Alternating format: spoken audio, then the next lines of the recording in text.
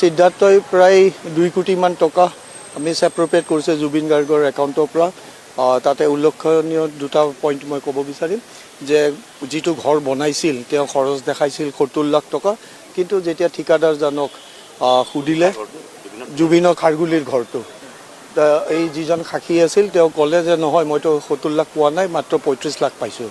তেতিয়া আমি কোৰ্টত দেখাইছোঁ যে 35 লাখ টকা তেওঁ গমন কৰিছে।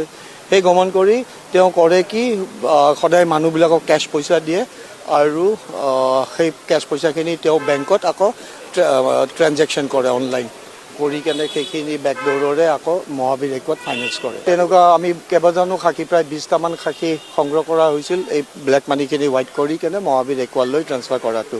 তাতে তেওঁৰ গাৰ্লফ্ৰেণ্ড এগৰাকী আছিল, তেওঁৰ একাউণ্টত তেওঁ স্কুটি প্ৰেজেণ্ট দিছে, কিবা গ'ল্ড ৰিং প্ৰেজেণ্ট দিছে আৰু মাহে SIP 30,000 ৰুপিজ SIP মান্থলি সিদ্ধাৰ্থৰ ভায়েকে দীপকে শৰ্মাই পঠায়। আমি দেখাই দিছোঁ দীপক শৰ্মাৰ এটা ষ্টুডেণ্ট হয়, তেওঁৰ কোনো ইনকাম নাই। তেতিয়া